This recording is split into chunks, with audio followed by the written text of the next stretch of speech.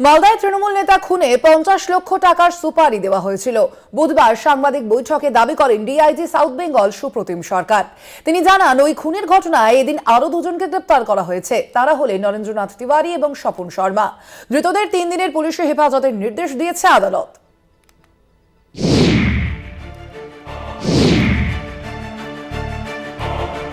মালদার তৃণমূলের জেলা সহ সভাপতি দুলাল সরকার ওরফে বাবলা খুনের ঘটনায় এখনো পর্যন্ত মোট 7 জনকে গ্রেফতার করেছে পুলিশ। অভিযুক্ত আরো 2 জন ফেরার। তাদের ধরে দিতে পারলে 2 লক্ষ করে মোট 4 লক্ষ টাকা আর্থিক পুরস্কারের কথা ঘোষণা করেছে পুলিশ। ডিআইজি সাউথ বেঙ্গল জানান, প্রথমে যে 5 জনকে গ্রেফতার করা হয়েছিল তাদের জিজ্ঞাসাবাদের সূত্রেই নরেন্দ্রনাথ এবং স্বপনের নাম উঠে আসে। ওই 2 জনকে মঙ্গলবার দিনভর জিজ্ঞাসাবাদ করা হয়। বুধবার নির্দিষ্ট তথ্যের ভিত্তিতে তাদের গ্রেফতার করা হয়েছে। তিনি জানান, স্বপন কুখ্যাত দুষ্কৃতী, নরেন্দ্রনাথ এই ঘটনার মূল চক্রী। 4 জনকে 50 লক্ষ টাকার সুপারি দেওয়া হয়েছিল খুনের জন্য। এর পিছনে আর কারোর হাত আছে কিনা তা নিয়ে তদন্ত চলছে।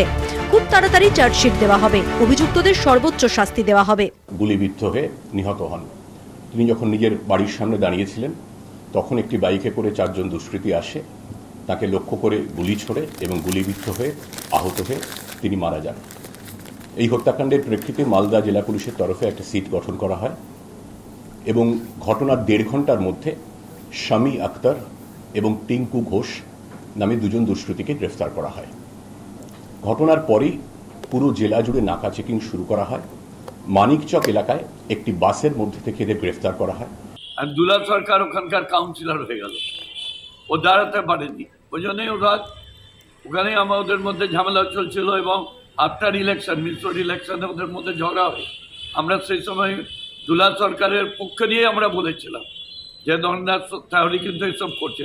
তাও নরেন্দ্রনাথ তিওয়ারিকে কেউ বা কারা মদত করছিল, আমরা পুলিশকে বলেছিলাম, সবকে বলেছিলাম।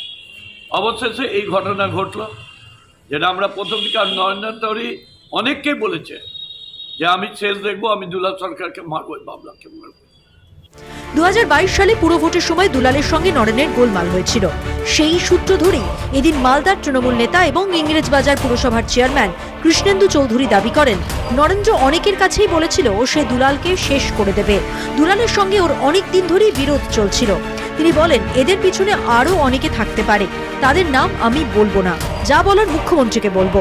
নিহত দুলালের স্ত্রী চৈতালি বলেন, পুলিশের ওপর পুরো ভরসা আছে, পুলিশ নিশ্চয়ই মূল অপরাধীদের খুঁজে বের করবে। কলকাতা টিভি।